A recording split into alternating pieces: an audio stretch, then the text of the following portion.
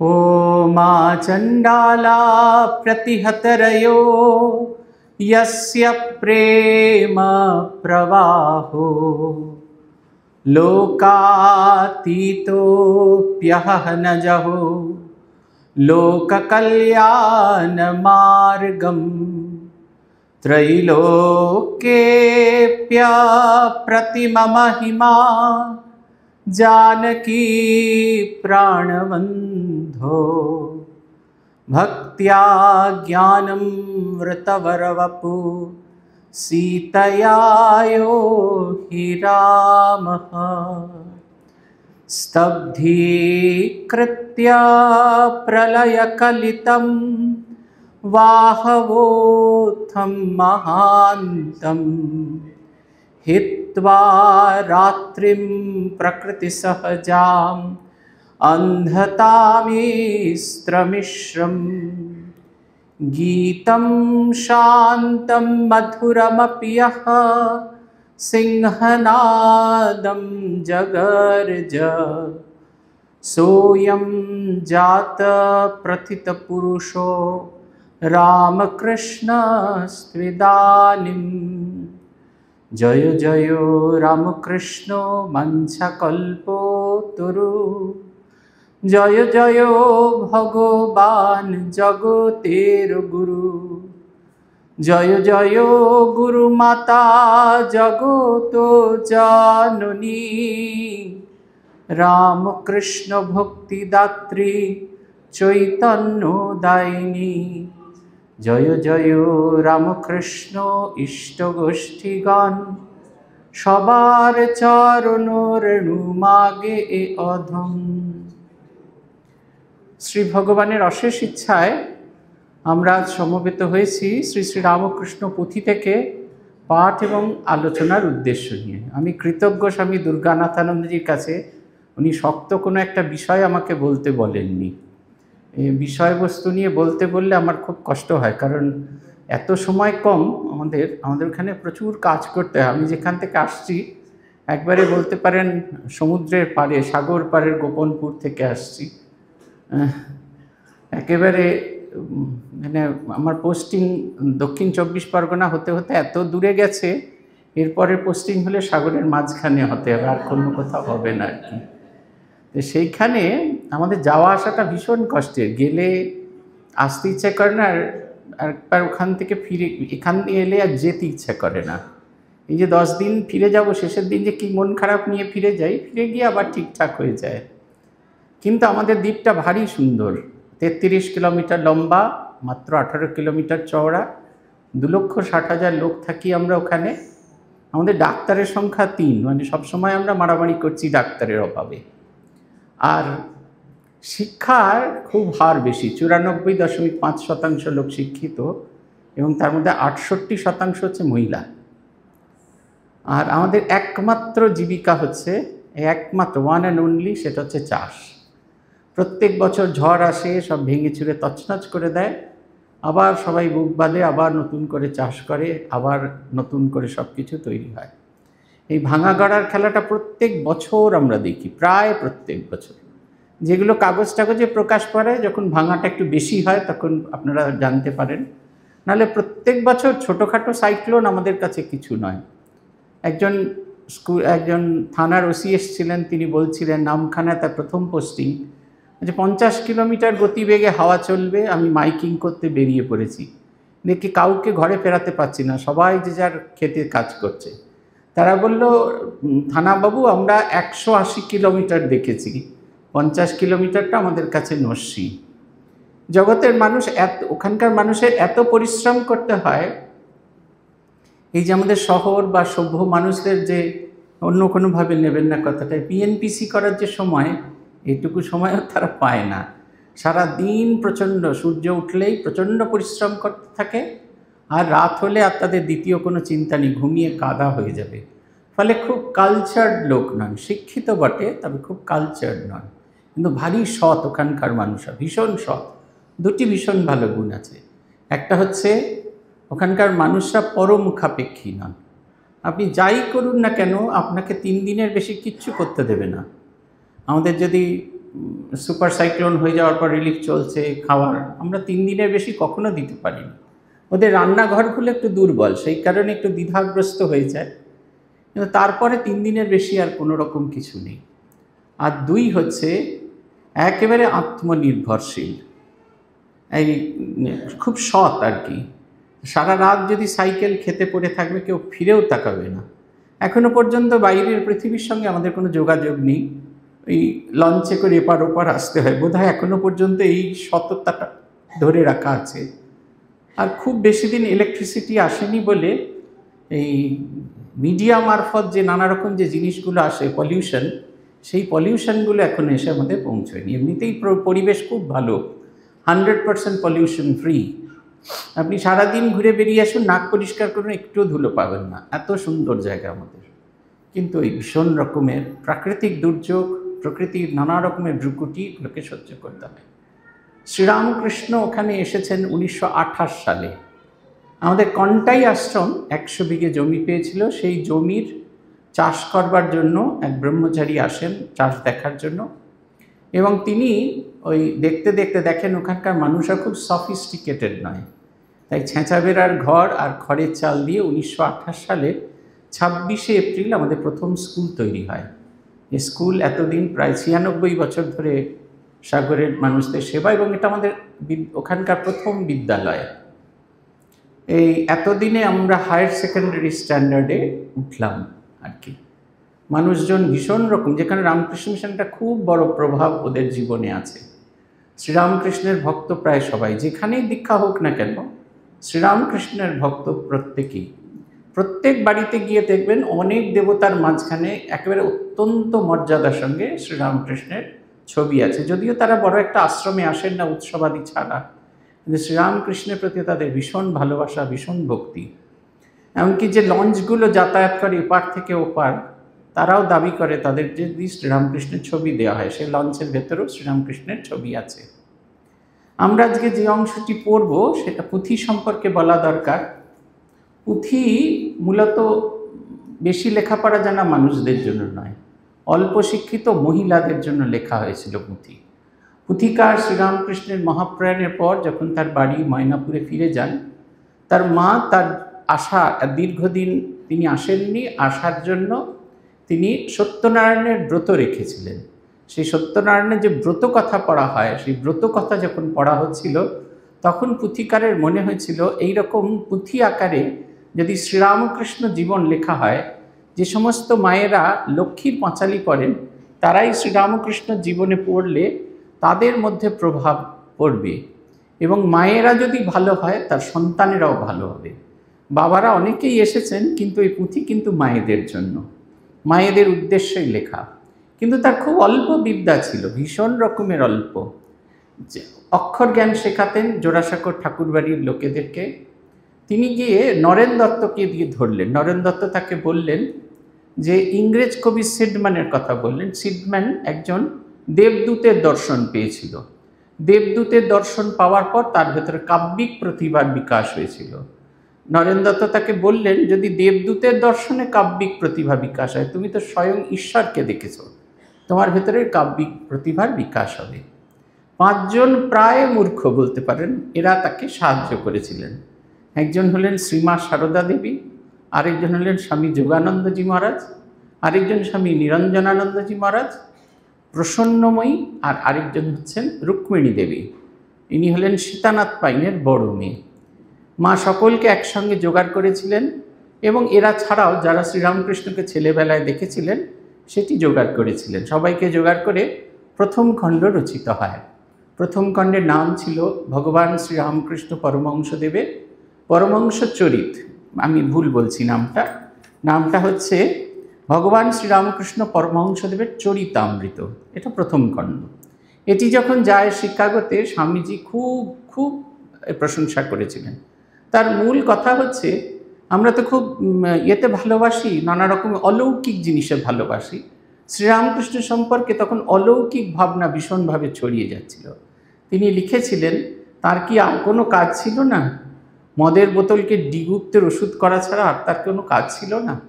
এই যে এত বড় একজন অবতার পুরুষ এলেন, তার সমস্ত ত্যাগ বৈরাগ্য দিয়ে জগতের মানুষের জীবনের পরিবর্তন এলেন। এর প্রভাবের ছাপ কোথাও পড়বে না? তার জীবনটা জানা খুব জরুরি। সেই কারণে তিনি এর ভূয়সী প্রশংসা করেছেন। একটি ছোট্ট খুঁতো ধরিয়েছিলেন, সেটা হচ্ছে এই যে মাতৃবন্দনা নেই। তাই তিনি বলেছিলেন যে তাকে শশী মহারাজকে লিখেছিলেন ওকে বলবে এর মধ্যে যেন মাতৃবন্দনা ঢোকানো হয়। তাই দ্বিতীয় খণ্ড থেকে ওই দুটি লাইন যুক্ত হলো, জয় জয় গুরু মাতা জগত জননী রামকৃষ্ণ ভক্তিদাত্রী চৈতন্য দায়িনী। পুথিকা ঠাকুরকে 1 বছর 8 মাস দেখেছিলেন। 1885 সালের জানুয়ারির মধ্যভাগে, খুব সম্ভবত 16ই জানুয়ারি, তার সঙ্গে শ্রীরামকৃষ্ণের দেখা হয় এবং 1886 শ্রীরামকৃষ্ণের মহাপ্রয়াণের ক্ষণ অবধি তিনি শ্রীরামকৃষ্ণের সঙ্গ করেছেন। এই পুরো 1 বছর 8 মাসের ইতিহাস এবং অন্যান্য ইতিহাসকে কেন্দ্র করে এই শ্রীরামকৃষ্ণ পুঁথি হয়েছে। পরপর 1 খণ্ড, 2 খণ্ড, 3 খণ্ড, 4 খণ্ড হবার পর একত্রিত হয়ে এটি প্রকাশিত হয় শ্রী শ্রী রামকৃষ্ণ পুঁথি। স্বামীজি এর ভূয়সী প্রশংসা করেছেন এবং খুব আশীর্বাদও করেছিলেন। তার কিঞ্চিত অহংকার এসেছিল। যখন লীলা প্রসঙ্গ প্রকাশিত হতে থাকলো তখন তার কিঞ্চিত অহংকার এলো যে মাস্টারমশাই লিখেছেন পরমহংসদেব সম্পর্কে, আমি লিখেছি পরমহংসদেব সম্পর্কে, রামচন্দ্র দত্ত লিখেছেন। এই ছেলে ছোকরারা কতটুকু বোঝে শ্রীরামকৃষ্ণকে, যারা শ্রীরামকৃষ্ণের জীবনী লিখছেন। কোনো একটা সময় শারদানন্দজির সঙ্গে তার দেখা হয়েছিল। ততদিন অবধি যে কটা খণ্ড লীলা প্রসঙ্গে প্রকাশিত হয়েছিল সেইগুলি তাকে উপহার দিয়েছিলেন। তিনি উঠে, আমরা এখন যেটাকে লফট বলি, ও মানে গ্রামের মাচার ওপর তুলে রেখেছিলেন। পড়বেন না, এসব জিনিস পড়ার দরকার নেই। কিন্তু ভক্ত মানুষ তো, তার মনে হলো গুরু ভাই এত পয়সা খরচ করে আমাকে দিয়েছে, আমি একটু খুলেও দেখব না। এই খুলে দেখা শুরু হল। খুলে দেখতে গিয়ে একটা হতবাক। তিনি একজনের কাছে শুনেছেন, সেটা কল্পনার রঙে রং দিয়েছেন, লিখে ফেলেছেন। কিন্তু শারদানন্দজি একজনের কাছে শুনেছেন, দ্বিতীয় জনের কাছে ভেরিফাই করিয়েছেন, তৃতীয় জনের কাছে রিভেরিফাই করিয়ে সেটা গ্রহণ করেছেন। যেখানে দুটো মত আছে, সে দুটো মত, দ্বিতীয় মত আছে, প্রচলিত দ্বিতীয় মত, সেটিকে পাদটিকায় রেখেছেন। তখন তার মনে হলো এই পুঁথিটির কারেকশন করা দরকার। তিনি শারদানন্দজিকে এই পুঁথির গ্রন্থসত্ত্ব এবং অনুরোধ করেছিলেন যে যেমনভাবে হোক এটা যেন পরিবর্তন করা যায়। প্রথম খণ্ডটা শারদানন্দজি লীলা প্রসঙ্গ ধরে ধরে তিনি পরিবর্তন করে দিয়েছিলেন, কিন্তু শারদানন্দজি তখন এত বয়স হয়ে গেছিল, তার পক্ষে এটা করা সম্ভব হয় না। সেই কারণে দ্বিতীয়, তৃতীয়, চতুর্থ খণ্ড একবারে অরিজিনাল যে অবস্থায় আছে সেই অবস্থাতেই আছে। আমরা যখন নিত্যকার আমাদের ক্লাস নিই, সেখানে যে ঘটনাগুলো বলার সময় তার যদি অন্য কোনো ভার্সন আমরা পেয়ে থাকি লীলা প্রসঙ্গে, সেটাও বলি। এমন নয় যেটাকে কাউন্টার অ্যাটাক করার জন্য, এই দুটি মতই প্রচলিত আছে সেইটি। আজকে আমরা যে অংশটি পড়ব, এই পুঁথিতে নানা ঘটনা, ছোট্ট ছোট্ট ঘটনা, পুঁথিকারকে আরেকজন খুব সাহায্য করেছিলেন। তার প্রভাব আপনারা দেখবেন যে আমরা যখন পুঁথি পড়ব অনুভব করতে পারবেন। তিনি হলেন গিরিশচন্দ্র ঘোষ। কেমনকি খুব নাটকীয় ফর্মে প্রত্যেকটা জিনিসকে চোখের সামনে, চোখ বন্ধ করলে যেন সেই ঘটনাগুলোকে দেখা যায়। এই যে নাটকীয় ভাবে সেটাকে প্রকাশ করার, এটার পেছনের অবদান হচ্ছে গিরিশচন্দ্র ঘোষের। এরকম ছোট্ট ছোট্ট ঘটনা তিনি বর্ণনা করেছেন, দীর্ঘ ইতিহাসও বলেছেন, বর্ণনা করেছেন, এবং বহু অজানা গল্প যেগুলো আমরা সাধারণত জানি না পুঁথিতে আছে। তার মধ্যে একটি অন্যতম হচ্ছে শ্রীরামকৃষ্ণের মহাপ্রয়াণের ঘটনা। এটা কোনো জায়গাতেই প্রায় নেই। পুঁথি বর্ণনা করেছে শ্রীরামকৃষ্ণের শেষ চলে যাওয়ার সময়, অবতার পুরুষ যখন তার মর্তক কায়া ত্যাগ করছেন, কীরকম তার অবস্থা হয়েছিল, কেমন দেখাচ্ছিল, কিভাবে তিনি চলে গেলেন, সেটির বর্ণনা পুঁথিতে আছে। লক্ষ্মীনারায়ণের অর্থদান প্রার্থনা, এটি আমাদের আজকের আলোচনার বিষয়বস্তু। আপনারা দেখবেন যখন প্রথম এই গৌরচন্দ্রিকা লেখা হয়েছিল, সেখানে ছিল জয় জয় রামকৃষ্ণ বাঞ্ছা কল্পতরু, জয় জয় ভগবান জগতের গুরু, জয় জয় রামকৃষ্ণ ইষ্টগোষ্ঠীগণ, সবার চরণ রেণু মাগে এ অধম। আর এই অধ্যায়গুলো এমন, সেই অঙ্কে যারা ফেল করা ছাত্র, অঙ্ক পরীক্ষার দিন যাদের ভীষণ ভয়, ভগবানের হাত পা ধরে প্রতিজ্ঞা করতে থাকে এইবারটা কোনো রকমে পাশ করিয়ে দাও, পরের বারে ফাটাফাটি প্র্যাকটিস করে রেজাল্ট করব। পুঁথিকারের বর্ণনা ঠিক তাই, শুরুতে বন্দনা করছেন, শেষে বন্দনা করছেন, আকুতি মিনতি করছেন। কিন্তু যত তিনি শ্রীরামকৃষ্ণ সাগরের মধ্যে নিমজ্জিত হচ্ছেন, সেই যে ডুব ডুব ডুব রূপসাগরে আমার মন, তলাতল পাতাল খুঁজলে পাবি রে প্রেম রত্নধন, সে যত তিনি সেই গভীরে চলে যাচ্ছেন, সে একটু একটু করে রত্নরাজি পাচ্ছেন আর নিজে সমৃদ্ধ হয়ে যাচ্ছেন। যেমন আমরা যত দেখবেন আপনাদের অর্থ বাড়ে, আমরা একটু একটু করে অলংকার বৃদ্ধি করি। সেদিনকে দীক্ষার সময় একজন ভদ্রলোক এসেছিলেন, তার 10টা আঙুলে 14খানা আংটি রয়েছে, দোকানে 2টো দুল রয়েছে, তাতে আবার পরে হিরে বসিয়েছিলেন, গলায় 2টো মোটা মোটা চেন আছে, হাতে একটা রিসলেট আছে আর একটা বালা আছে। বলছেন যে যেমন যেমন ওর বন্ধুরা বলছেন যেমন যেমন অর্থপ্রাপ্তি হয়েছে তেমনি তেমনি সম্পদশালী হয়েছেন। আমাদের ক্ষেত্রে আমাদের বাইরের দিকে সম্পদশালী হই, যত আধ্যাত্মিক জগতে যায় সে মনের দিক থেকে সম্পদশালী হতে থাকে। দ্বিতীয় খণ্ড থেকে ওই বললাম ওই 2টি লাইন যুক্ত হয়েছে, কিন্তু পরবর্তী খণ্ডে যত আমরা দেখেছি এই গৌরচন্দ্রিকা একটা অদ্ভুত পরিবর্তন এসেছে। তিনি সেই গভীরে ডুবে যাচ্ছেন, শ্রীরামকৃষ্ণ শ্রী সারদাকে একভাবে দেখতে পাচ্ছেন, সেগুলো আমরা পরবর্তী গৌরচন্দ্রিকায় দেখতে পাবো। আমরা শুরু করছি। জয় প্রভু রামকৃষ্ণ অখিলেরও স্বামী, জয় জয় গুরু মাতা জগত জননী, জয় জয় দোহাকার যত ভক্তগণ, সবার চরণ রেণু মাগে অধম, শ্রবণে পবিত্র চিত প্রভুর কাহিনী, কলিকালে অবহেলে ভক্তি মিলে শুনি, কামিনী কাঞ্চন মহা অবিদ্যা বন্ধন, যায় টুটে হৃদে উঠে চৈতন্য তপন, ভগ্নদন্ত স্বররিপু বিষধর গণে, শক্তিমন্ত্র মহামন্ত্র লীলা কথা শুনে, কালকূট ত্রিতাপ সন্তাপে পায়ে ত্রাণ, মহৌষধি শান্তিবিধি প্রভু লীলা গান, ধর্মের স্থাপন জীব শিক্ষার কারণে, বারে বারে অবতার প্রভু ধরাধামে, কালপাত্র আদি ভেদে নূতন বিধান, শুনইবে কিবা শিক্ষা দিলা ভগবান। বলছেন শ্রীরামকৃষ্ণর জীবন, বলছেন শ্রবণে পবিত্র চিত প্রভুর কাহিনী। ভগবানের গল্প যত ঘটনা যত আমরা শুনি, এই শোনা মাত্র আমাদের ভেতরে আমাদের মন পবিত্র হতে থাকে। কেন মন পবিত্র হয়? চিন্তা করতে থাকি আমরা। ক্ষণিকের জন্য হলো আমাদের এই যে বাইরের জগতেই যে আপনারা যে এখন এখানে বসে আছেন, কারুর কারুর মনে হতে পারে, কিন্তু সবার মনে হচ্ছে না যে বাড়ি ফিরে গিয়ে আবার রুটি করতে হবে, কুমড়োর ঘ্যাঁটটা আবার একটু গরম করতে হবে, বাজার করতে হবে, দোকান করতে হবে, এই কথাগুলো আমাদের মনে হচ্ছে না। কিন্তু আমরা মনে হচ্ছে আশ্রমে এসেছি, মন প্রাণ দিয়ে ভগবানের কথা শুনবো, আমাদের মনটা আর অন্য কোনো বাইরের কোনো জিনিসই চিন্তা করছে না। ঠিক সেই রকম যত এই চর্চা হতে থাকবে আমাদের ভেতরে এই পবিত্রতা আসবে, এবং যত পবিত্রতা আসবে তত সহজে তার প্রতি ভালোবাসা হবে। পুতিকার বলছেন কলিকালে অবহেলে ভক্তি মিলে শুনি।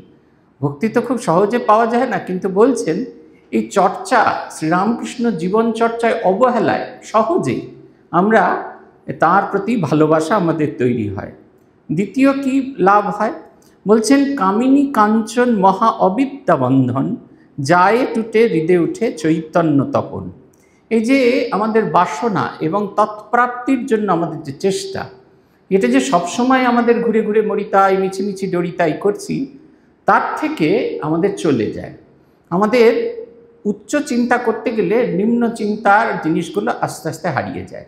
আমরা তখন সাধু জীবনে প্রথম এসেছি, দক্ষিণেশ্বর বেড়াতে গেছি, মায়ের ঘরটি আমাদের বড় পছন্দ হচ্ছে, চতুর্দিক খোলা। আত্মস্থানজি বললেন অমনটা নয়, 2 মানুষ সমান বেড়া দেওয়া ছিল, আর এত ঘন বেড়া যে তার মধ্যে সেই আলোর রাশি সেই ফনা এই ফুলকির মতো ভেতরে ঢুকতো। মা ঠাকুরুনকে সেই জ্বালিয়ে লম্প জ্বালিয়ে কাজকর্ম সারতে হতো।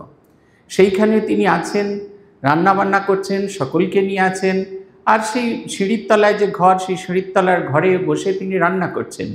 ওই কাঠের জালে ঠাকুরের জন্য ঝোল ভাত রান্না করছেন, নরেনের জন্য মোটা মোটা রুটি ছোলার ডাল করছেন, অন্যের জন্য মুগের ডাল আর পাতলা পাতলা রুটি করছেন, নিজেদের জন্য কিছু রান্না করছেন। পটপটে মাদুরে শুচ্ছেন আর ফেঁসর বালিশ মাথায় দিয়ে রেখেছেন।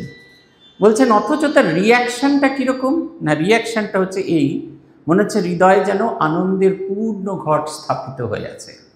আত্মস্থানজি আমাদের বলেছিলেন মনটাকে যদি উঁচু সুরে বাঁধা যায়, তাহলে যেসব জিনিসের জন্য, যেসব জিনিস পাওয়ার জন্য আমরা পাগল হয়ে উঠি, সেগুলোকে আমাদের আন বলে বোধ হয়, ইউজলেস। আন শব্দের অর্থ ইউজলেস। এই ইউজলেস বলে মনে হচ্ছে, এগুলোর কোনো প্রয়োজন নেই।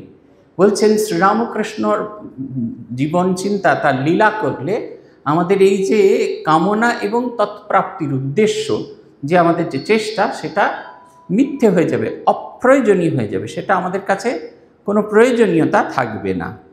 আর তাতে কি হবে, হৃদয়ে যে আমার ভেতরের যে আলোটা আছে, সেই আলোটা একটু একটু করে জ্বলছে, সেটা একটু করে আমি তার অনুভব করতে পারবো।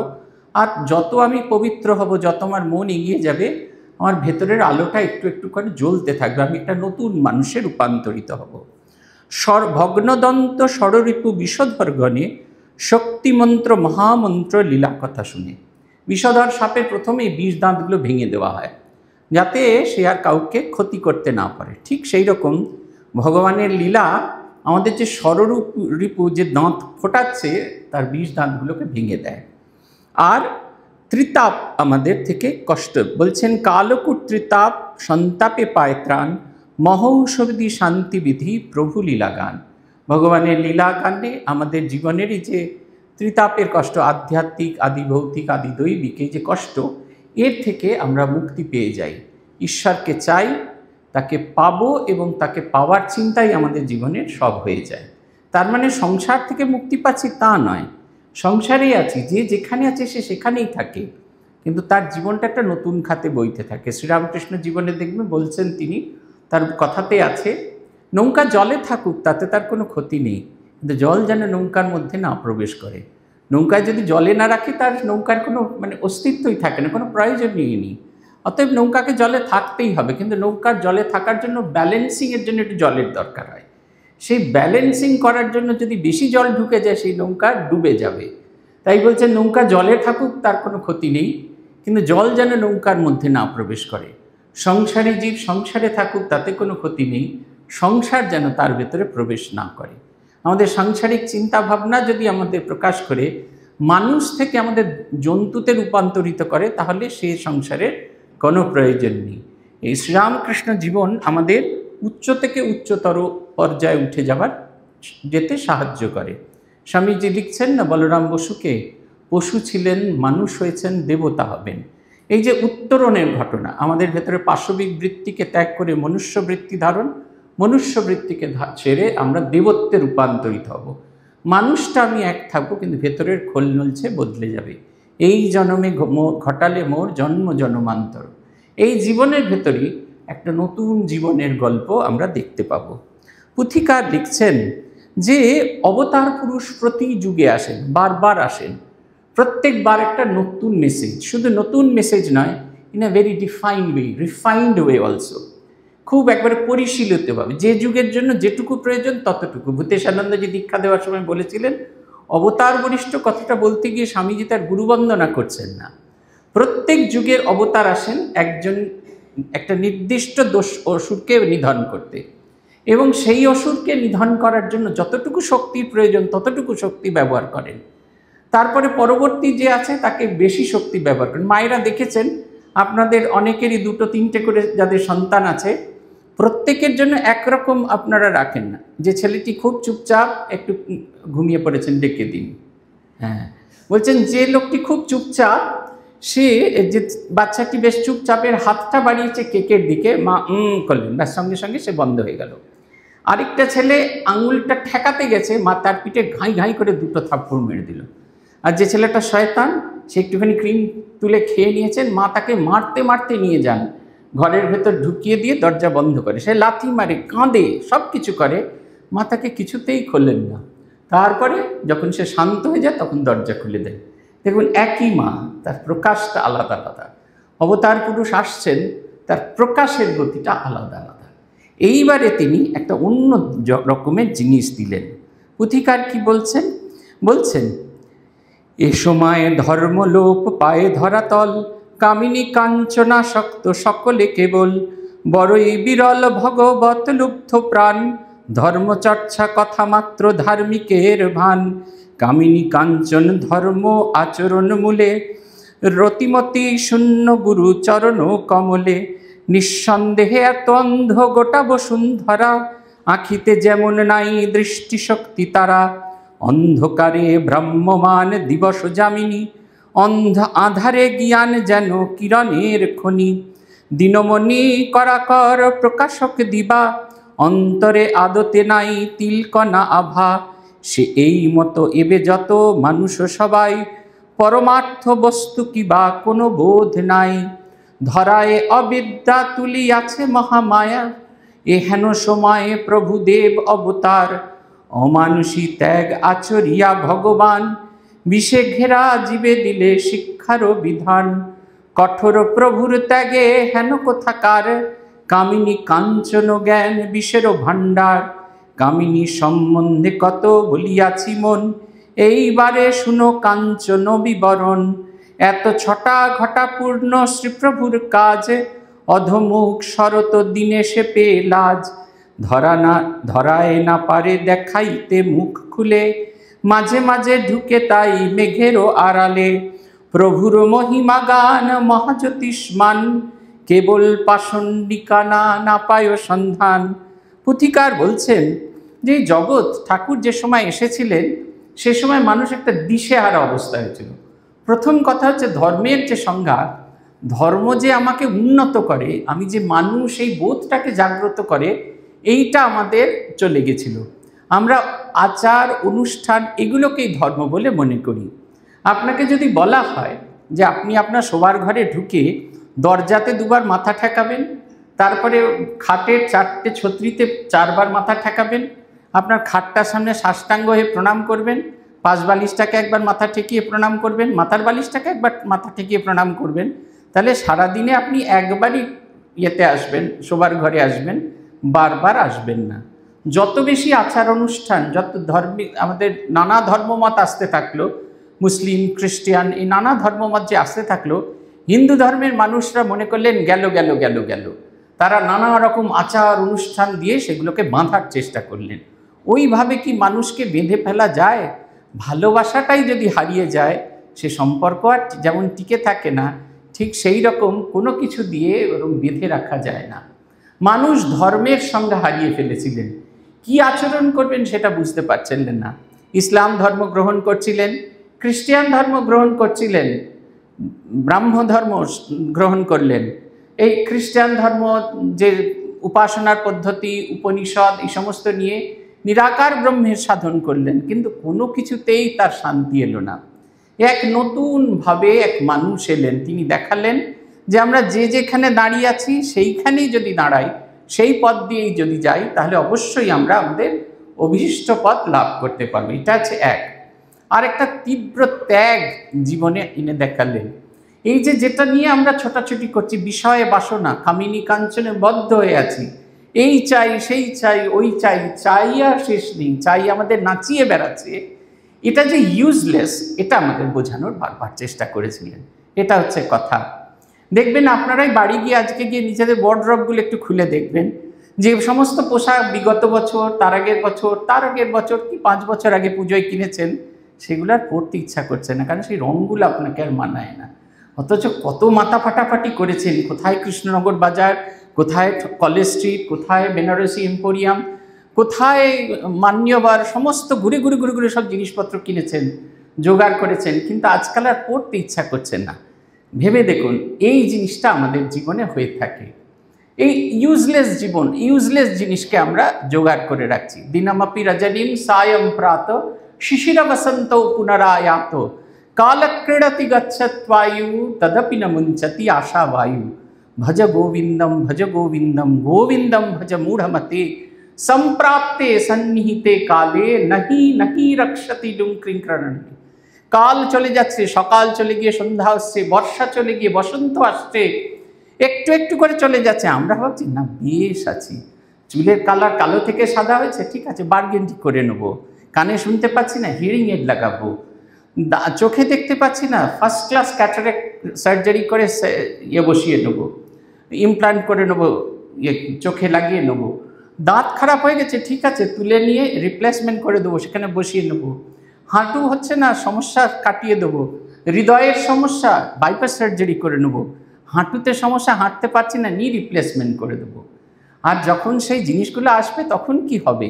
আমরা যখন ছোট ছিলাম, মানে এই 18, 19, 20 বছর বয়স, তখন আমাদের একটা দল ছিল, যেমন ছেলে ছোকরাদের দল থাকে। আমরা যাদের কেউ দাহ করার থাকতো না তাদেরকে দাহ করাতে নিয়ে যেতাম। তখন কয়েকটা, কলকাতা শহরে কয়েকটা জায়গায়, নিমতলা মহাশ্মশান, কাশীপুর নয়, রতনবাবুর ঘাট, তারপরে এই দক্ষিণ কলকাতায়, এইসব জায়গায় কয়েকটা জায়গায় মাত্র এই ইলেকট্রিক চুল্লি ছিল। সেই ইলেকট্রিক চুল্লিতে দাহ করার পরে আত্মীয়র সাথে আমরা আত্মীয় সেজে নিচে যেতাম ওই নাভি কালেকশনের জন্য। আসল উদ্দেশ্যটা ওইটা নয়, যে আদতে কি অবস্থা হয়, এই যে বডিটা কি হয় সেটা দেখার জন্য। সেই গরম ছাই বার করে দেওয়া হচ্ছে, একবারে ঢের দিয়ে পড়ে আছে। মা বলেছেন 1.5 ছাই, সে কত ছাই পড়ে আছে অনাদরে, অবহেলায়। অথচ এই শরীরটাকে নিয়ে আমাদের কি চিন্তা, কি চিন্তা। এই কালকেই একজন বলছিল, আপনার গালে 2-3টে কালো দাগ হয়েছে, একটা ক্রিম লাগাবেন, ওইটা চলে যাবে, আর আপনার চামড়ায় খুব গ্লো হবে। 3 কাল খেয়ে 3 কাল ছেড়ে 4 কাল এসে এখন এই চামড়ায় গ্লো আনতে হবে। আমাদের এইটাই অবস্থা। আমরা ভাবছি বাহ্যিক সৌন্দর্য যদি আমাদের ঠিক থাকে তাহলে হয় না। এই অন্তর সৌন্দর্যের বিকাশের কথা তিনি আমাদের দেখালেন। বললেন অনন্ত জীবনের যে স্বপ্ন সেটা দেখালেন। এই জন্ম মৃত্যুর চক্র থেকে বেরিয়ে যাওয়ার জন্য কি করতে হবে সেটা দেখালেন। তাই বলছেন নিজে শুধু ত্যাগ দেখালেন না, এমন এক ত্যাগের একটা এক্সট্রিম জিনিস করে দিয়ে গেলেন। তার খানিকটাও যদি নেয়, তিনি বলছেন আমি 16 টাং করে গেলাম, তোমরা 1 টাং করো। সেই 1 টাংও যদি নেয় আমাদের জীবন ধন্য হয়ে যাবে। এই জন্ম মৃত্যুর এই যে চক্রের বাইরে চলে যাব, একটা অন্য ধরনের জীবনকে অন্যভাবে দেখার আমাদের তৈরি হয়ে যাবে, দৃষ্টি তৈরি হয়ে যাবে। পুথিকার লিখছেন, প্রভু দর্শনে আসে কত লোকজন, একদিন সমাগত লক্ষ্মী নারায়ণ। ধনী মহাজন তিনি যেতে মারোয়ারি, ধনেশ বিশেষ ঘরে বহু টাকা করি। বেদান্তের পথে মতে জ্ঞান মার্গী জনা, তত্ত্ব লাভে শ্রীগোচরে করে আনাগোনা। লেগেছে পীড়িত তার প্রভুর চরণে, মারোয়ারি যেতে বড় সাধু ভক্ত মানে।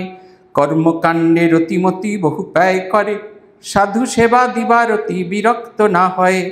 শাস্ত্রের প্রসঙ্গে তর্ক করে প্রভু সনে, অচৈতন্য ঢাকা আঁখি বিদ্যাবরণে। সরল প্রকৃতি আর ধর্ম ত্রিশাতুর, সেই হেতু কৃপা চক্ষে দেখেন ঠাকুর। শ্রীপ্রভুর কৃপাকণা পায় যেই নরে, কৃপার পিপাসা তার শতগুণ বাড়ে। কি কৃপা প্রভুর কৃপা, কি ভিতরে তার, যে পেয়েছে সে বুঝেছে নহে বলিবার। কহিতে আবাস তবু কথা নাহি জুটে, বাক্যবান হয় বোবা জোড়া লাগে ঠোঁটে। শশাগড়া বসুন্ধরা কোষ পূর্ণ নিধি, ব্রহ্মত্ব শিবত্ব কিবা বিষ্ণুত্ব অবধি। উপেক্ষা করিয়া পাছু ফেলি যায় ছুটে, যদি কেহ শ্রীপ্রভুর কৃপাকণা পায়। আস্বাদে পাইয়া লক্ষ্মী আসে ছুটে ছুটে, কৃপার সাগর শ্রীপ্রভুর সন্নিকটে। ধন্য ধন্য পঞ্চভূত দুর্ভেদ্য নিগড়, যে উপাদানে গড়া নরকলে বর। কিবা বলিয়ান যেন শ্রীপ্রভুর কৃপা, অদ্ভুত পঞ্চভূত তারে ফেলে ছাপা। শক্তি নাই একবার ঢাকাইতে তারে, কৃপা বল দেহ ঘট উঠুডুবু করে। ডুবিলে অবিদ্যা করে চিত্ত আকর্ষণ, উঠিলে মিলায় পুনঃ শ্রীগুরু চরণ। বিধির নিয়ম কভু নহে টলিবার, দিনের এতে খেলে ঘুরে আলোক আধার। যদি বলো সর্বোপরি কৃপা বলিয়ান, বহু দূরে নিচে তার বিধির বিধান। দীপ্তিমান কেন নাহি রবে দিবা রাতি, একভাবে প্রভু কৃপা জ্যোতির্ময় বাতি। বড়ই সমস্যা কথা ইহার উত্তর, প্রভুর আজ্ঞায় গড়ে বিধি কারিগর। ধরাতল লীলাস্থল তাজ্জব আসরে, খাটিতে না হয় কাজ তাই খাদে গড়ে। পাইয়া প্রভুর কৃপা লক্ষ্মী মারোয়ারি, অপার আনন্দ ভুঞ্জে দিবা বিভাবরী। প্রভুর অভয় পদে বেড়েছে নিপীড়িতি, খেতে শুতে মনে জাগে মোহন মূরতি। বলছেন লক্ষ্মীনারায়ণ মারোয়ারি তিনি শ্রীরামকৃষ্ণের কাছে এসেছেন। ধনী মহাজন জাতে মারোয়ারি, দুটো জিনিস ছিল। রাজস্থানের 2 ভাগে ভাগ, মারোয়ার আর মেওয়ার। মেওয়ার অংশে জল আছে, সেই কারণে মেওয়ারিরা কখনো তাদের জায়গা ছেড়ে যায় না। মারোয়ারি জলের কষ্ট, অর্থের কষ্ট, সেইখানে মারোয়ারিরাই বিভিন্ন জায়গায়, ভারতের বিভিন্ন প্রান্তে, ভারত কেন দেশান্তরে ছড়িয়ে পড়েছে জীবিকার সন্ধানে। শুধুমাত্র জল, জল তাদের ঘর ছাড়া করে ছেড়ে দিয়েছে। কিন্তু তাদের যে সংস্কারগুলো, সেগুলো দেখবার মতো। অদ্ভুত ভালোবাসা, সাধুদের প্রতি তাদের খুব ভালোবাসা। কিছু না হোক ধর্মকথা কইবে। আমাদের মারোয়াড়ি বন্ধুরা ছিল, আমরা যেরকম রবিবার দিন 8টার সময় ঘুম থেকে উঠতাম, মারোয়াড়ি বন্ধুদের ওসব করার উপায় নেই। 8টার সময় তাদের কথা শুরু হয়ে যাবে। সে কী কথা হবে ভগবান জানে। সকাল থেকে উঠে সেই হাওড়া হাটে যাচ্ছে, সেখান থেকে ফুলমালা কিনে নিয়ে আসছে, ঘর পরিষ্কার করছে, সব কিছু করছে। আমরা যখন উঠে ঘুমতে করে মা চা দাও বলছি, তখন তারা সেই ধর্মকথা গালে হাত দিয়ে ঢলে পড়ছে, শুনছে। তাদের একটা অদ্ভুত সংস্কার, ভগবানের কথা শুনতে হয়। কিন্তু তাদের ওইটাই আবর্ত, অনুষ্ঠানের মধ্যেই আবর্ত হচ্ছেন। প্রচুর পয়সা। বলছেন বেদান্ত মতে পথে মতি জ্ঞান মার্গী জনা তত্ত্বলাভের শ্রীগোচরে করে আনাগোনা। ভগবানের কাছে এলেন, তিনি মনে করেছিলেন এই মানুষ জ্ঞানী, তিনি আমাকে তত্ত্বজ্ঞান দান করতে পারে, তাই তার কাছে আসলেন। গুণগুলো বলছেন, মারোয়ারি যেতে বড় সাধুভক্ত মানে লেগেছে পীড়িত তার প্রভুর চরণে। ঠাকুরের প্রতি তার ভালোবাসা, পীড়িত শব্দটা প্রেম, ভালোবাসা তৈরি হয়েছে। এই ভালোবাসাটা কীরকম না, সে একেবারে সেই লাগলে পরে আর ছাড়ে না, ঠিক এরকম। শোনো মন বলি তোমায়, সব করো প্রেম করো না। প্রেম যে কাঁঠালের আঠা, লাগলে পরে ছাড়ে না, কাঁঠালের আঠার চেয়েও ভয়ানক, ভীষণ ভয়ানক। একবার যদি লেগে যায়, সে আপনি বারবার হাত ধুলেও সে কিছুতেই আর ছাড়তে পারবে না, এমন অদ্ভুত আকর্ষণ। আমি তো বলি অ্যানাকন্ডা সাপের মতো। প্রথমে দেখবেন ভগবান আমাদের ঘিরে ঘিরে, ঠাকুর আমাদের ঘিরে ঘিরে ঘিরে রাখেন। আস্তে আস্তে মনে হচ্ছে কি কেয়ার, কি ভালোবাসা। আর একটু কাছে আসছে, আস্তে আস্তে এই যে দেখবেন মাস্টারমশাই যেরকম করলেন, বিচারের পথটা সিমেন্ট দিয়ে বন্ধ করে দিলেন। মাস্টারমশাই বলছেন আর কথাই বলতে পারছেন না, আলাদা করে কিছু বলার উপায় নেই, ভাবতেই পারছেন একটা নতুন ওয়ে অফ লাইফ। হাত পা ভেঙে দিয়ে একবারে সমস্ত করে আনাকন্ডা যেরকম সেই শিকার করে, শ্রীরামকৃষ্ণ একজন একজনকে ওরকমভাবে শিকার করছে, ইন্ডিভিজুয়ালি শিকার করছেন, পালাতে দিচ্ছেন না। একেবারে পালানোর কোনো উপায় নেই। এ শুধু পীড়িত নয়, অদ্ভুত পীড়িত। মানে এমন জিনিস, সেই আমি বলি আমাদের উত্তর কলকাতার লোকেদের এই স্বভাবটা আছে। এই খাস্তার কচুরি পাওয়া যায় উত্তর কলকাতায়, 10খানা কিনে নিয়ে আসালো, অতিথি এসছে, 6টা ব্যবহার হচ্ছে, 4টে থাকলো। পরের দিন আবার সকালে একটুখানি গরম টরম করে 2-4টে আবার খাওয়া হলো, 1-2টো থেকেই গেল। তৃতীয় দিন আবার বিকেলে চা খাওয়ার সময় একটু গরম করে খাওয়া হলো, তারপরে 1 গ্লাস জল খেলেন। সে যে কী অম্বল, কী অম্বল, সারাদিন ধরে জল খাচ্ছেন, জল ঘটি ঘটি জল খাচ্ছেন, শেষ হচ্ছে না। সেই তৃষ্ণা, ভগবানকে চাইবার সেই রকম একটা তৃষ্ণা তিনি আমাদের মধ্যে জাগিয়ে দেন। দেখছি মনে হচ্ছে যেন শেষ হচ্ছে না। বেলুড় মঠে এসেছি, একবারে সময় বেঁধে নিয়ে এসেছি, 30 মিনিট সারা মন্দিরে থাকবো, 5 মিনিট 5 মিনিট 5 মিনিট সব দেওয়ালগুলো ঘুরবো, তারপরে প্রসাদের লাইন থেকে কুপন নিয়ে একবার ঝড়ের গতিতে সব দর্শন করে আবার চলে আসবো। ও সব হিসাব ভুল হয়ে যায়, প্রত্যেকটা হিসাব ভুল হয়ে যায়। পেছন থেকে কন্টিনিউয়াস বলে চলছে, এগিয়ে চলুন এগিয়ে চলুন। আপনি এগোচ্ছেন, 1 পায়ে কাপে আরেক পা, সেখান থেকে গিয়ে আরেক পা। আমরা দেখেছিলাম এর চরম ব্যাপ্তি কীরকম হয়। পূজনীয় আত্মস্থানন্দীকে দেখেছিলাম, মায়ের জন্মতিথিতে এসছেন, সন্ধেবেলা প্রণাম করতে এসছেন, সকালে মহারাজের দেরি হয়ে গেছিল তাই প্রণাম করা হয়নি। মন্দির ঘুরে যখন মহারাজ প্রণাম করতে এসছেন, মাকে কাপড় পরানো হচ্ছে, তড়িঘড়ি মাকে কাপড় পরিয়ে দেওয়া হয়েছে। মহারাজ গিয়ে অর্ঘ্য টর্ঘ্য দিলেন, পেছনে গান হচ্ছে, দেবত্ব সমাজ গাইছেন, মাকে দেখবো বলে ভাব না, কেউ করো না, সে যে তোমার আমার মা শুধু নয়, জগতের মা সবার। মহারাজে দাঁড়িয়ে দাঁড়িয়ে হাত নাড়িয়ে নাড়িয়ে গান গাইছেন। মহারাজকে বলছেন চলুন মহারাজ, সে স্পট ওয়াকিং করে না, সেই রকম এক জায়গায় দাঁড়িয়ে মহারাজ পাটা নিয়ে এমনি এমনি করছেন, মহারাজ যাচ্ছেন, কিন্তু উনি দাঁড়িয়ে দাঁড়িয়ে গান গাইছেন।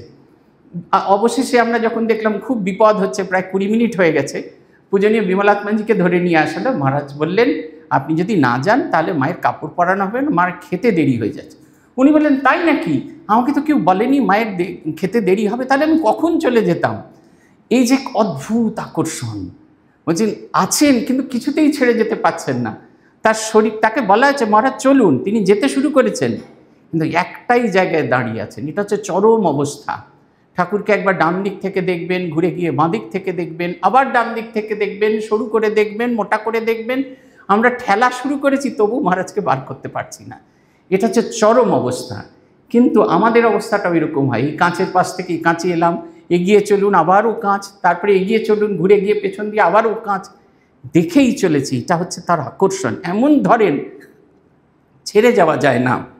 বলছেন লেগেছে মারোয়ারি যেতে বড় সাধুভক্ত মানে, কর্মকাণ্ডে রতিমতি বহু ব্যয় হয়, সাধু সেবা রাত্রি দিবা বিরক্ত না হয়। বলছেন নানা রকমের কাজকর্মী তাদের টাকা পয়সা এই জলসত্র হেনা মেনা তেনা করছেন, তাতেই তার অর্থ ব্যয় হচ্ছে। আর সাধু সেবাতে যত টাকাই খরচ হোক তার কোনো রকম কষ্ট হয় না। সরল প্রকৃতি, কেন ঠাকুর তাকে ভালোবাসেন? সে এসে বেদান্তের বেকার তত্ত্ব নিয়ে ঠাকুরের সঙ্গে আলোচনা করেন, তথাপি তাকে ঠাকুর ভালোবাসেন। কেন? সরল প্রকৃতি আর ধর্ম তৃষাতুর। শ্রীরামকৃষ্ণ এই পুঁথিতে একটা শব্দ ব্যবহার করছে, তত্ত্বাভিলাষী, যে তত্ত্বের অন্বেষণ করে। ভগবান গুরু বলে দিয়েছেন ভগবান এইটুকু নয়, সাধন করে এসে দেখতে চাইছে এর পারে কিছু আছে কিনা। এই অনুসন্ধিৎসু দৃষ্টিটা যদি আমাদের না থাকে তাহলে আমরা একটা জায়গায় আটকে যাব। প্রত্যেক সাধকের ভেতরে এই অনুসন্ধিৎসু দৃষ্টিটি থাকা দরকার। এটা যদি না হয় তাহলে আমরা কোনো মতে এগোতে পারবো না। একটা জায়গায় গিয়ে একটা ফুল স্টপ, সেইখানেই দাঁড়িয়ে পড়ে যাবে, সেইখানেই আমরা থাকবো, এতটুকু এগোতে পারবো না। তাই বলছেন ধর্ম তৃষাতুর, সেই ধর্মের স্বরূপ সম্পর্কে জানবার তৃষ্ণা তার আছে, সেই হেতু কৃপা চক্ষে দেখেন ঠাকুর। এবার বলছেন ভগবানের কৃপা পেলে কি হয়? শ্রীপ্রভুর কৃপাকণা পায় যেই নরে, কৃপার পিপাসা তার শতগুণ বাড়ে। ওই যে আপনাদের বলছিলাম যে খাস্তা কচুরি, এই খাওয়ার পর জল খেয়েছেন, মনে হচ্ছে আরেকটু জল খাই, আরেক গ্লাস খেলে আরও ভালো লাগবে, আরেকটু খাই, না আবার এটা বড্ড বেশি খাওয়া গেছে, আবার বাথরুম যেতে হয়, আবার খালি বাদে না একটু জল খাই, বারবার বারবার বারবার মনে হচ্ছে তার তত্ত্ব আলোচনা করি, আরও আলোচনা করি, আরও আলোচনা করি। বলছেন কহিতে আভাস তবু কথা নাহি জুটে, বাক্যবান হয় বোবা জোড়া লাগে ঠোঁটে। আর কথা নিজের ভাব প্রকাশ করা যায় না, মনটা খালি হয়ে যায়, একবারে স্পঞ্জের মতো। যে স্পঞ্জ আপনি দিয়েছেন একটা ভিজে জায়গায় রেখে দিয়েছেন, সঙ্গে সঙ্গে জলটা শুষে নিচ্ছে। শ্রীরামকৃষ্ণ আমাদের সেই মনের একটা দরজা খুলে দিয়েছেন। সিধু জ্যাঠা ছিলেন ফেলুদার, তিনি খুব বুদ্ধিমান কিন্তু মহা ফাঁকিবাজ, মহাকুঁড়ে, কোনো কাজ করতেন না। ফেলুদা বলছেন ভাগ্যিস আপনি গোয়েন্দা হননি, তাহলে আমাদের অনেকের পসার চলে যেত। উনি বলছেন আমি অনেক কিছু হতে চাইছেন কিন্তু কোনোটাই হয়নি, আমি শুধুমাত্র আমার মনের দরজা জানলাগুলোকে খুলে দিয়েছি যাতে আলো বাতাস এসে মনটা সতেজ হয়।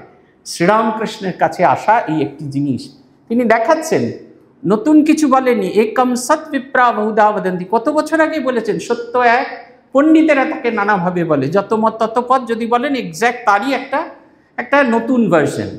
শ্রীরামকৃষ্ণ তাহলে অতিরিক্ত কি দিচ্ছেন? ওই একটা দৃষ্টিশক্তি খুলে দিচ্ছেন, যেখানে যা কিছু ভালো সেই ভালোগুলোকে একত্রিত করে সম্মিলিত করে নিজের ভেতরের মানুষটাকে আরও বেশি সমৃদ্ধ করো।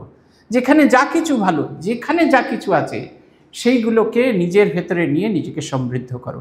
একজন হিন্দুকে বৌদ্ধ হতে হবে না, বৌদ্ধকে খ্রিস্টান হতে হবে না, আপনি আপনার ধর্মমতেই থাকুন, শুধুমাত্র আরও অন্যান্য জিনিসপত্রগুলোকে সংগ্রহ করে একটু একটু করে এগিয়ে যান। আপনারা যারা বম্বে গিয়েছেন দেখবেন শ্রী শ্রী মায়ের আগে যে পুরনো মন্দির ছিল এখন সেখানে ঠাকুরের মন্দির বসানো আছে। আমি গিয়ে দেখে অবাক হয়ে গেলাম, তার মেঝেটা পার্সিরা যে জিনিস করতেন, ওই দেখবেন লাল নীল হলুদ সবুজ ছোট্ট ছোট্ট পাথর দিয়ে এমনি প্লেন সিমেন্টের মেঝে তার মধ্যে বসিয়ে দিয়েছে, অদ্ভুত সুন্দর দেখতে। আমাদের কোনো শ্রীরামকৃষ্ণ মন্দিরে এরকম জিনিস দেখিনি, কিন্তু ওখানে গিয়ে দেখলাম।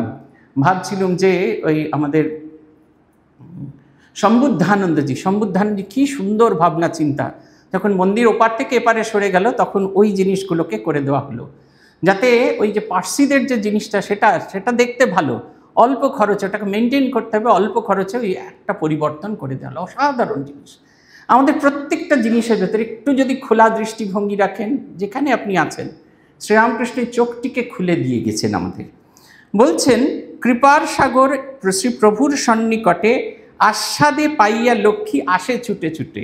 সেই কৃপার সাগর খাবার দিচ্ছেন, ভালোবাসা দিয়েছেন, ছুটে ছুটে আসছেন তার কাছে। ধন্য ধন্য পঞ্চভূতের দুর্ভেদ্য নিগর, যে উপাদানে গড়া নর কলেবর। কিবা বলিয়ান যেন শ্রীপ্রভুর কৃপা, অদ্ভুত পঞ্চভূত তারে ফেলে ছাপা। বলছেন শ্রীরামকৃষ্ণের অদ্ভুত কৃপা, তিনি আমার যে আসল স্বরূপ সেটাকে এমনভাবে রিভাইজ করে দেন, আমার যে স্বরূপটা ছিল সেটা যে কবে যে চলে গেছে, এক নতুন মানুষ তৈরি হয়েছে, আমি কিছুতেই বুঝে উঠতে পারছি না। বলছেন যখন আমরা অবিদ্যার ভেতরে ডুবে যাই তখন মনে হয় হাঁপিয়ে উঠেছি। শ্রীরামকৃষ্ণের কাছে এলে কী হয়, এই যে আপনারা যেমন অনেক দিন করোনার সময় মন্দিরে আসতে পারেননি, বাড়িতে আপনাদের মনে হচ্ছিল কিরকম একটা যেন দম বন্ধ করা অবস্থা, কবে আসতে পারবো মন্দিরে, কবে আসতে পারবো।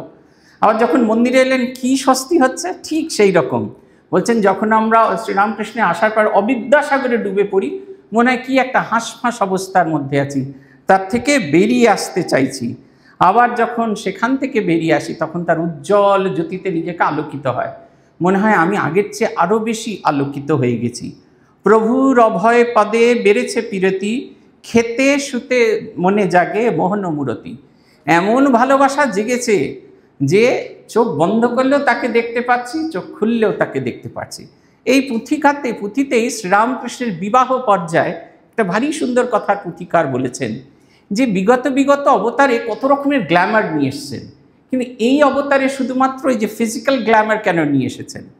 বলছেন তার কারণ হচ্ছে আমাদের মন 3টে গুণের মধ্যে আছে, তমগুণ, রজগুণ, সত্যগুণ। আমরা যখন ঘুমিয়ে থাকি, ভালো কাজ করি না, তখন তমগুণে। যখন প্রবল কর্ম করি অথচ কোনো উদ্দেশ্যহীনভাবে কাজ করেই যাচ্ছি, কেন করছি জানি না, রজগুণের প্রাবল্য হয়। যখন আমরা ঈশ্বর চিন্তা করি তখন সত্যগুণে থাকি, সত্যগুণে খুব অল্প সময়ের জন্য থাকি। তাই যেমন আমার রজগুণ তমগুণের মধ্যে আছে, তাকে সত্যগুণে নিয়ে যাওয়ার জন্য তারই দিব্য রূপ, চওড়া কপাল, টানা টানা চোখ, চোখ যেখানে শেষ হচ্ছে সেখানে কান, টিকালো নাক, পাতলা পাতলা ঠোঁট, মরালির মতো গ্রীবা, চওড়া বুক, আজানুলম্বিত হাত, বড় বড় পা, আর একবারে নরম পদ্ম ফুলের পাপড়ির মতো সেই পা নরম, আর সেই দিব্য 16 ইঞ্চির হাসি। যত দেখা যায় তত শান্ত হয়ে যায়। আপনি কথামৃত পড়েছেন দুপুরে, জিজ্ঞেস করি এখন ভুলে গেছেন, মনেই করতে পারবেন না কি পড়েছেন। কারণ সংসারে নানা রকম, বিকেলে চা করেছেন, তাড়াতাড়ি করে আসতে হবে, টোটো খুঁজতে হবে। কথামৃত সব ব্রহ্মসত্য জগৎ মিথ্যা পুরো উল্টে গেছে, জগৎ সত্য ব্রহ্ম মিথ্যা হয়েছে। এই আমাদের মতো দুর্বল মানুষদের জন্য তিনি একটা নতুন পথ খুঁজে দিয়েছেন, একটা নতুন ভাবনা খুঁজে দিয়েছেন, তার দিব্য রূপ। যখনই তার রূপটি চিন্তা করি, সংসারের যাবতীয় আকর্ষণ এগুলো মিথ্যা বলে মনে হয়, আন বলে বোধ হয়, মনে হয় এগুলো ছাড়াও আমার জীবন চলতে পারে। পুথিকার লিখছেন, বিষয়ে বিমুগ্ধ বুদ্ধি মানুষ সকল, বিষয় বৈভব টাকা বুঝায় কেবল, অর্থের অধিক প্রিয়তম তাহি আর, তুলনায় অতি তুচ্ছ পাজরের হার। তাই লক্ষ্মী মারোয়ারি করে মনে মনে, টাকা করি প্রভু দেবে দেয় কিছু এনে। এদিকে কঠোর ত্যাগ দেখিয়া প্রভুর, বচনে বলিতে নারে চিন্তায় আতুর। সুযোগ সুবিধা ছল করে অন্বেষণ, একদিন বলিবার পাইল কারণ। ছিন্ন হেরি শ্রীপ্রভুর বিছানা চাদর, জিজ্ঞাসিলে প্রভুদেব লক্ষ্মী জরিকর। যোগাতে নূতন বস্ত্র কার আছে ভার, উত্তরিলা প্রভুদেব ভবের কাণ্ডারি। ছিন্ন বস্ত্র ব্যবহার্য নহে আপনার, যোগাতে নূতন বস্ত্র কার আছে ভার। উত্তরিলা প্রভুদেব ভবের কাণ্ডারি, প্রয়োজন যাহা দেয় পুরী অধিকারী। লক্ষ্মী তাই পুনরায় করে নিবেদন, এখানে জানে না লোকে সাধুর সেবন। সাধু সেবা হেতু যাহা আবশ্যক লাগে, উচিত যোগান সব চাহিবার আগে। আমাদের দেশে যত ধনী মহাজন, সাধু সেবা হেতু অর্থ দেয় বিলক্ষণ। সাধুর সেবনে আছে রীতি প্রচলিত, রাখিবারে কিছু অর্থ করিয়া স্থগিত। যত ব্যয় সংকুলন হয় তার আয়, চাহিতে না হয় কভু দ্রব্যেরও লাগিয়ে। তে কারণে হইতেছে বাসনা এতেকে, ব্যয় মতো কিছু অর্থ হাজারো দশেক। কোম্পানি কাগজ কিনি রাখি স্থিত করে, সুদে তার আপনার ব্যয় হবে পরে। গরল কাঞ্চন কথা তার মুখে শুনি, বিষম বিরক্ত হইলা প্রভু গুণমণি। তিনি ভেবেছিলেন যেমন জগতের সবাইকে টাকা দিয়ে বশ করা যায়, এই রামকৃষ্ণ পরমহংসকেও টাকা দিয়ে বশ করা যায়। তাই রোজ ছল খোঁজেন কি করে তার হাতে একটু টাকা গুঁজে দেবেন, কি করে তার হাতে একটু টাকা গুঁজে দেবেন, কিছুতেই পান না। একদিন তিনি দেখলেন যে ঠাকুরের বিছানার চাদরটা ছিঁড়ে গেছে। বললেন আপনার জিনিসপত্র কে জোগায়? বললে কেন, ভান্ডারি দেয়। বলছে বিছানার চাদর ছিঁড়ে গেছে, তো ছেঁড়ার আগে দেওয়া উচিত। আপনার এই দেশের বঙ্গদেশের মানুষজন আপনারা সাধু সেবাটা জানেন না। সত্যিই আমরা বড় একটা জানি না। আমরা যে 3 দিন ভিক্ষা করতে যাই, তার যে কত রকমের গল্প আছে যদি আপনারা শোনেন, অপূর্ব গল্প। কেউ খুন্তি নিয়ে তাড়া করছেন যে ঢুকে পড়ে আছে বাড়ির মধ্যে, কেউ বলছেন এই ফটো। আমার মনে আছে এক জায়গায় ভিক্ষা করতে গেছিলাম, সাইকেলের হাওয়া ভরছে এমনি এমনি করে, আমাদের থেকে দেখেই আমরা দুজন ঢুকছি গলির মধ্যে, ঢুকেছে ফটো ফটো ফটো, এখানে কিছু নেই। আমরা বেলুড়ের বাসিন্দা তারা। আসলে এটা ট্রেডিশন নেই, এটা উত্তর ভারতে এবং পশ্চিম ভারতে ভীষণভাবে আছে। সাধুদের জন্য খাবার অগ্রভাগ তুলে রাখা। মিসেস মিট্টল বলে আমাদের গোলপার্কে একজন ভক্ত ছিলেন, রোজ রান্না করার পর, সকালে রান্না করার পর টিফিন ক্যারিয়ারে অগ্রভাগ তুলে তিনি পাঠাতেন। তার স্বামী যখন অফিস যেতেন আমাদের গোলপার্কের ব্যাক গেটে এটা রেখে চলে যেতেন, সাধুদের সেবায় লাগতেন। মিসেস মিট্টল রাত্রিবেলা আসতেন, বিকেলবেলা প্রেয়ার শুনতে আসতেন। তিনি আবার এক কৌটো খাবার, অনেক খাবার নয় কিন্তু অগ্রভাগ একটু একটু করে সব খাবারের, একদিন দুদিন নয়, 35 বছর প্রত্যেক দিন এই চলতো তার। সকালবেলা তিনি আসতেন, বিকেলবেলা আবার তিনি ফিরে যেতেন, বিকেলবেলা আবার কৌটো নিয়ে গিয়ে আবার নতুন কৌটো দিয়ে যেতেন। এই চলছে বছরের পর বছর। আমরা পশ্চিম ভারতে গিয়েছিলাম, নাগপুর সব অঞ্চলে দেখলাম, সেখানে সাধুর থাকার আলাদা জায়গা, খাবার আলাদা জায়গা।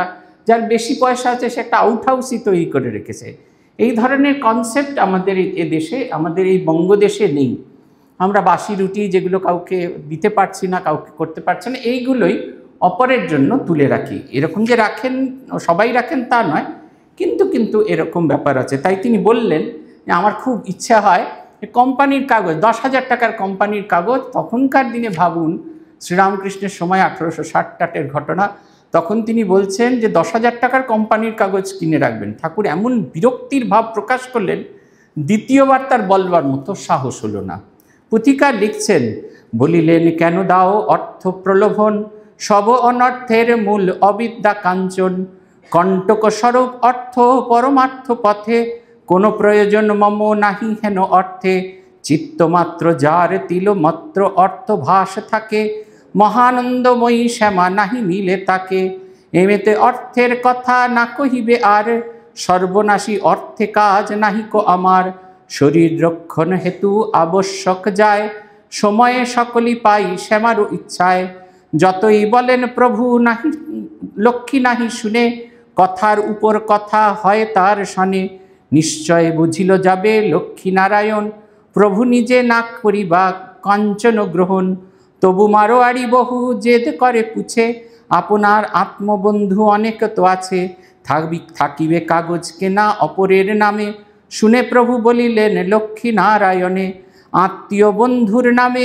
যদি হয় রাখা, সময়ে হইবে মনে সে আমার টাকা, অবিদ্যার প্রতিমূর্তি কামিনী কাঞ্চন, সামান্য পরশে যারে যোগেশের মন, বিষধরী সর্প যদি অঙ্গ অংশ কাটে, আগোটা শরীর নষ্ট হয় কালকুটে, সেই মতো অনুকণা আসক্তি কাঞ্চনে, ক্রমশ জড়ায় বিশেষ হলো আনামনে, অতএব গরল সম ভীষণ কাঞ্চনে, নাহি শক্তি কোনো মতে করিতে গ্রহণে। পুথিকার বলছেন, তিনি বকাঝকা দিলেন, কেন তুমি এই সমস্ত লোভ দেখাচ্ছ আমাকে, এসব লোভ ভালো নয়, এসব খবরদার আমাকে দেখাবে না। বলছেন সব অনর্থর মূল অনর্থ অবিদ্যা কাঞ্চন। দেখবেন আমাদের জীবনে যা কিছু অনর্থ সব কিছুর মূলে তাই। একজন ভক্ত আমাদের মঠে আসতেন, বলতেন যে বুঝলেন তো মহারাজ, যতদিন ভাড়া বাড়িতে ছিলাম ততদিন মনে করতুম যে নিজের বাড়ি হলে ভাড়াটে আর রাখবো না, কারণ সেই কনসেপ্টটা তৈরি হয়ে যাবে। মালিক কলের জল একটুখানি কমিয়ে দিলেন, স্পিড কমিয়ে দিলেন, তারপরে ময়লা ফেলে দিলেন, এই সব নানা রকম। তারপর অনেক কষ্ট করে একটা বাড়ি হলো, আমরা গিয়েছিলাম একতলাটা যখন তৈরি হয়েছিল, ঘুরিয়ে ঘুরিয়ে আমাদের দেখালেন, আমরাও দেখলাম, পূজনীয় জয়শঙ্কর মা ছিলেন, আমি আর উনি গেছিলাম, ঘুরে ঘুরে সব দেখা টাকা হয়ে গেল। তারপরে কিছুদিন বাদে শুনলাম দোতলা উঠেছে, আমরা খুব হাসাহাসি করছি ডিপার্টমেন্টের, এইবার কি হয় দেখব। তারপরে একদিন তিনি বললেন যে বুঝলেন তো, ভাবলুম যে একতলাটা ফেলে রাখবো, দোতলায় চলে গেছি, একতলাটা ভাড়া দিয়ে দিই। আর তার কিছুদিন বাদে এসে বলছে, মহারাজ কি অবস্থা, কি বলবো। সেই এক কনসেপ্ট, মনে হচ্ছে যাই গিয়ে একটু কলটা, আমার সঙ্গে ঝগড়া করে গেল, একটু জলটা বন্ধ করে দিই, একটু এটা মিউনিসিপ্যালিটিকে বলে ওর ওই যে ময়লাগুলো পরিষ্কার করার রাস্তা বন্ধ করে দিই। দেখুন, অর্থ আমাদের যাবতীয় অনর্থের কারণ হয়। ঠাকুর বলছেন লোভ দেখাচ্ছ কেন হে, তুমি জানো না আমার তো কোনো প্রয়োজন নেই, যা প্রয়োজন হয় জগন্মাতা আমাকে যোগায়, তুমি কেন আমায় লোভ দেখাচ্ছ, কিসের লোভ দেখাচ্ছ, প্রলোভন কিসের দেখাচ্ছ, কোনো প্রলোভন তো নেই, তুমি কেন এরকম করছো। লক্ষ্মীনারায়ণ মারোয়ারি ব্যবসায়ী তো, সে ছাড়ছে না, বলছে ঠিক আছে আপনি না নেবেন, আপনার কোনো আত্মীয় স্বজনের নামে দিয়ে দিই। বলছেন না, তাও হবে না, ও থাকলে মনে হবে ও টাকা আমার, তাহলে একটু খরচ করে ফেলি, ও টাকা আমি আর নিতে পারবো না। পুথিকার লিখছেন, লক্ষ্মীর তদাপি যেতে উঠে থেকে থেকে বাহির করিল নোট বাঁধা আছে টেকে, বলে আমি আনিয়াছি আপনার তরে, কি প্রকারে পুনরায় লয়ে যাই ঘরে, করুণ যা হয় ইচ্ছা হোক আপনার, কেমনে লইব দত্ত টাকা পুনর্বার। দাঁড়ায় গন্তব্যে পথে পিশাচিনী দেখে, কাঁদে যেন মহাভয়ে শৈশব বালকে, জড়সড় ত্রস্তচিত আকুল পরাণী, ডাকে সর্ব দুঃখ হারা আপন জননী। সেই মতো প্রভু করি নোট দর্শন, মামা বলি ডাক ছাড়ি করেন রোদন। বালক স্বভাব প্রভু দেব অবিকল, মামা বলি কান্না তার কেবল সম্বল। কত যে কাঁদিলা নাই কান্নার অবধি, কাঁদিতে কাঁদিতে আসে গভীর সমাধি। ঘুচিল জঞ্জাল যত সুস্থির এখানে, সরসীর জলে যেন ঝঞ্ঝা অবসানে। প্রতিবিম্ব শ্রীবদনে খেলে অতঃপর, আনন্দ কৌমদি ছটা পরম সুন্দর। সমাধিস্থ ভাব যেন জননীর কোল, অতি নিরাপদ ঠাঁই নাই কোনো গোল। অর্থ দেখি ত্রস্ত প্রভু যত পরিমাণে, ততধিক ত্রস্তচিত লক্ষ্মী এইখানে। মনে গণে আপনার বিষম প্রমাদ, কেন হেন কইনু কর্ম মহা অপরাধ।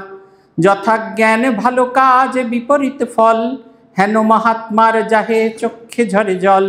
পরম মঙ্গল এই মনস্তাপে পায়, কুড়াইয়া নোটগুলি সেদিনও পালায়। পুথিকার বলছেন লক্ষ্মী তবু জেদ করে আছে, শুনতেই হবে। বলছে না, আমি সঙ্গে করে টাকা নিয়ে এসছি, কোনোভাবে এ টাকা ফিরিয়ে নিয়ে যাব না, আপনার যা হয়েছে করুন, কিন্তু টাকা আমি রেখে যাব বলে আস্তে আস্তে কোঁচড় থেকে টাকা বার করছেন, 10,000 টাকা। ভেবে দেখুন, তখনকার দিনে ক্যাশ 10,000 টাকা নিয়ে এসছেন, এরকম বিছানায় ছুঁড়ে দিয়েছেন আর বলছেন আপনার যা হয় করুন। শ্রীরামকৃষ্ণ কীরকমভাবে রিয়্যাক্ট করছেন, বলছেন দাঁড়ায় গন্তব্য পথে পিশাচিনী দেখে, কাঁদে যেন মহাভয়ে শৈশব বালকে। জড়সড় ত্রস্তচিত আকুল পরাণী, ডাকে সর্বহারা আপন জননী। সেই মতো প্রভু নোট করি দর্শন, মামা বলি ডাক ছাড়ি করেন রোদন। বালক স্বভাব প্রভু দেব অবিকল, মামা বলি কান্না তার কেবল সম্বল। কত না কাঁদিলা নাই কান্নার অবধি, কাঁদিতে কাঁদিতে আসে গভীর সমাধি। বলছেন যেরকম বাচ্চা ছেলে ভূতের ভয় পায়, ভূতের ভয় পেলে চিৎকার করে মামা বলে কাঁদতে থাকে, ঠিক সেই রকম এ যেন সত্যি সত্যি সে কালনাগিনী দেখছেন, ভয় পেয়েছেন, চিৎকার করে কাঁদছেন। দেখুন কি সুন্দর একটা উদাহরণ আমাদের সামনে দিচ্ছেন।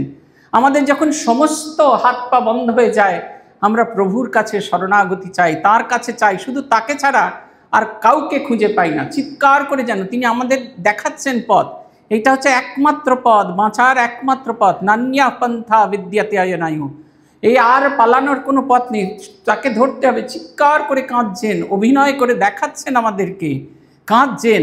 আর একেবারে এসে লক্ষ্মীনারায়ণের অবস্থা খুব খারাপ, বলছেন কাঁদছেন, এমন কাঁদছেন, ছোট ছেলে হাউ হাউ করে কাঁদে সেরকম টাকা দেখে হাউ হাউ করে কাঁদছেন। কাঁদতে কাঁদতে কাঁদতে কাঁদতে আস্তে আস্তে শান্ত হতে আরম্ভ করেছেন, শান্ত হতে আরম্ভ করেছেন, গভীর সমাধিতে মগ্ন, মুখখানা আনন্দে ভরে গেছে। কারণ যে মুহূর্তে তিনি সেই কাঁদছেন, জগৎজননী হাত বাড়িয়ে তাকে ধরে নিয়েছেন। বলছেন কত যে কাঁদিলা নাই কান্নার অবধি, কাঁদিতে কাঁদিতে আসে গভীর সমাধি। ঘুচিল জঞ্জাল যত সুস্থির এক্ষণে, সরসীর জল যেন ঝঞ্ঝা অবসানে। প্রতিবিম্বে শ্রীবদনে খেলে অতঃপর, আনন্দ কৌমদি ছটা পরম সুন্দর। সমাধিস্থ ভাব যেন জননীর কোল, অতি নিরাপদ ঠাঁই নাই কোনো গোল। ছোট শিশু কাঁদছে, কাঁদতে কাঁদতে দেখবেন আমাদের ছেলেপুলেরা খুব কাঁদছে, আপনি খুব সে মেরেছেন, তারপরে কাঁদছে কাঁদতে ফুপিয়ে ফুপিয়ে কাঁদতে কাঁদতে একটা সময় ক্লান্ত হয়ে যায়। আপনারা কী করেন, কোলে তুলে নিয়ে ঘুরে বেড়ান, তার মুখখানা আপনার কোলে উঠলে যেরকম দেখায়, ধীর স্থির শান্ত নির্ভয়। শ্রীরামকৃষ্ণের ছবিটাও ঠিক সেই রকম, গভীর সমাধিতে মগ্ন, যেন ছোট শিশুকে মা কোলে নিয়ে বসে আছেন, বরাভয় করা যেন কোলে নিয়ে বসে আছেন, আর তিনি যেন নিশ্চিন্তে তার কোলে ঘুমোচ্ছেন। এই জগতের এই যে মলিনতা, এই গ্লানি, ক্লেদ কিছু যেন তাকে স্পর্শ করছে না। তিনি যে এক নতুন জগতে আসছেন, হাঁ করে তাকিয়ে আছেন লক্ষ্মীনারায়ণ। বলছেন অর্থ দেখি ত্রস্ত প্রভু যত পরিমাণে, ততধিক ত্রস্ত চিত্ত লক্ষ্মী এইখানে।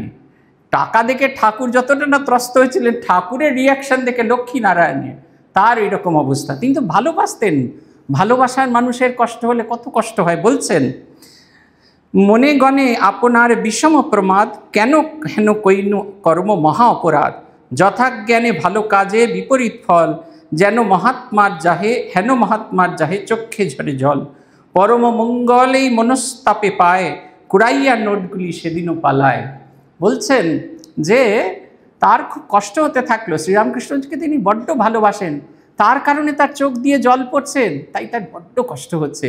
তার যেন মনে হলো, এই প্রথম মনে হলো যে টাকা দিয়ে অন্যদের সবসময় সুখী করা যায়। এই প্রথম একজন লোককে খুঁজে পেলেন যাকে টাকা দিয়ে সুখী করা যায় না, যে এসবের অভিলাষই করে না, কোনো কিছুই করে না।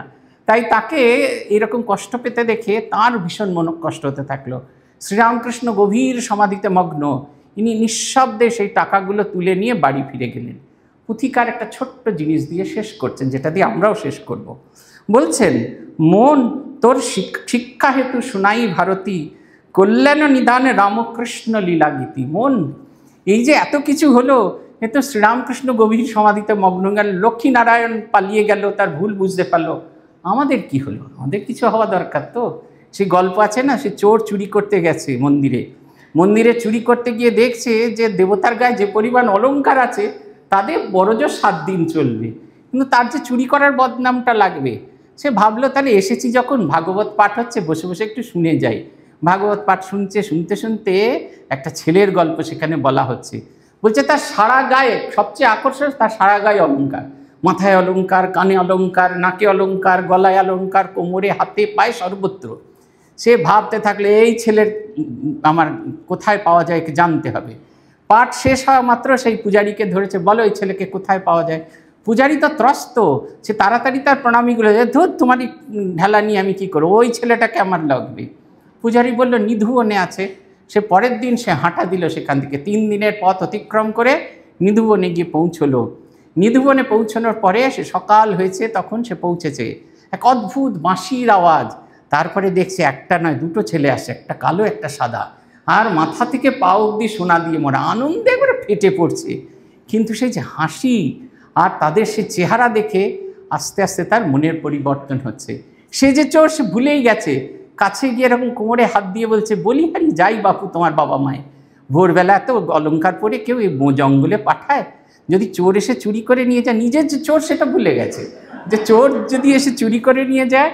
তখন সেই বাচ্চাগুলো রিন রিন টিন টিন করে বলতে থাকলো, তোমার লাগবে, নাও না, আমাদের অনেক আছে বলে একটা একটা অলংকার খুলে অদ্ভুত দৃষ্টিতে সেই বালকদের দেখছেন, আর তারা একটু একটু করে নিরাভরণ হচ্ছে। তার ব্যাগে ভরে দিয়েছেন, হাঁটা দিয়েছেন বাড়ির পথে। যাত্রাপথে খানিকটা বাড়ির কাছাকাছি এসে সেই মন্দির দর্শন করে তার মনে হলো, আরে পুজোরি বলেছিল তো যে এই বালকটা ছেলেটার খবর তো ওই দিয়েছিল, ওকে 2-4টে গয়নার ভাগ দিয়ে যাই। তা তাকে যখন গয়নার ভাগ দিতে গেছে তার তো চোখ কপাল উঠে গেছে। ভাগবতে শ্রীকৃষ্ণের অলংকারের যে বর্ণনা আছে সেই বর্ণনা মিলছে। বলছে কোথায় পেলে? কেন নিধুবনে? তুমি ভুল বলেছিলে, শুধু একটা ছেলে না 2-2টো ছেলে আছে, একটা কালো একটা সাদা। তখন বলছে তুমি আমায় দেখাতে পারো? হ্যাঁ দেখাতে পারো। আবার রওনা দিলেন তারা নিধুবনে, আবার সেই ভোর হয়ে উপস্থিত হয়েছেন। তারপরে সেই 2টি বাচ্চা আসছে, বলছেন ওই দেখো তারা এসে গেছে। মাসির আওয়াজ শোনা যাচ্ছে, পুরোহিত আর কিছুতেই শুনতে পাচ্ছেন না। মাসির আওয়াজ এসে চলেছে, এগিয়ে আসছে, পুরোহিত আর দেখতে পাচ্ছেন না, শুধু শুনছে বাঁশির আওয়াজ। তিনি বুঝলেন তিনি দর্শন পাবেন না, হাঁটু গেড়ে কাঁদছেন আর বলছেন, প্রভু সারা জীবন ভাগবতের সেবা করলাম, আরে তার দর্শন পেল কিনা এই চোরে, আমি তো আমার দর্শন পেলাম না। দৈব বাণী হলো, সত্যই তুমি ভাগবতের সেবা করেছ, কিন্তু ভগবানের লীলা তোমার গ্রন্থের ওই শব্দগুলোর মধ্যে রেখেছে, তোমার বিশ্বাসের আঙিনায় প্রবেশ করেনি, তাই তুমি আমার দেখতে পাচ্ছ না।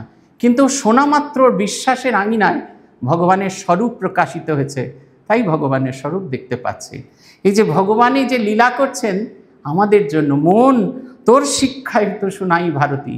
লক্ষ্মীনারায়ণ মারারি শ্রীরামকৃষ্ণ করেছিলেন সেটা কিছু কথা নয়, কিন্তু এই যে একটা অদ্ভুত একটা দৃষ্টান্ত দিয়ে গেলেন, প্রবল লোভের সামনে কেমন করে সোজা হয়ে দাঁড়িয়ে থাকতে হয়, কেমন করে নির্বাসনাকে নিজেদের জীবনের সম্বল করে নিতে হয়, কেমন করে ত্যাগকে নিজেদের জীবনের ভূষণ করে নিতে হয়, এইটা আমাদের জন্য একটা দৃষ্টান্ত ছেড়ে গেলেন।